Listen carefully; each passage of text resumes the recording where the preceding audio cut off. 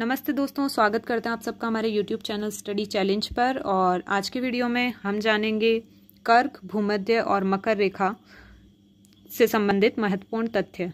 तो जैसा कि आपको पता है, इससे पहले हमने 3 वीडियोस कर लिए थे कर्क, भूमध्य और मकर रेखा पर।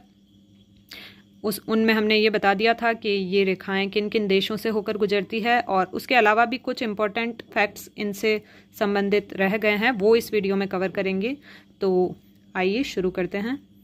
तो जैसा कि आपको मैप में नज़र आ रहा है, ये तीनों रेखाएं। तो सबसे पहले कर्क रेखा की बात करते हैं। कर्क रेखा जो है वो नॉर्थ अमेरिका, अफ्रीका और एशिया महाद्वीप से होकर गुजरती है। और फिर लेते हैं भूमध्य रेखा। भूमध्य रेखा जो है वो साउथ अमेरिका, अफ्रीका और एशिया महाद्वीप से होकर गुजर रही है। और फिर है मकर रेखा। मकर रेखा साउथ अमेरिका, अफ्रीका और ऑस्ट्रेलिया महाद्वीप से होकर गुजर रही है। तो ये तो आपको मैप से पता चल ही गया है। और इनसे संबंधित महत्वपूर्ण तथ्य है, जो अफ्रीका महाद्वीप है इससे होकर कर्क, मकर, भूमध्य तीनों रेखाएं गुजरती है, जैसा कि आपको मैप में पता चल रहा है। और एशिया महाद्वीप से होकर कर्क और भूमध्य दोनों रेखाएं गुजर रही है। उत्तरी अमेरिका महाद्वीप से होकर केवल कर्क रेखा गुजर रही है।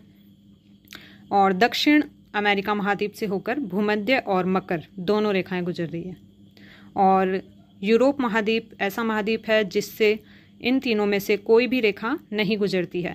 तो यदि एग्ज़ाम में क्वेश्चन पूछा जाए कि ऐसा कौन सा महाद्वीप है जिससे तीनों रेखाएं नहीं गुजरती हैं, तो आपका आंसर होगा यूरोप महाद्वीप। और ऑस्ट्रेलिया महाद्वीप से होकर केवल मकर रेखा गुजरती है।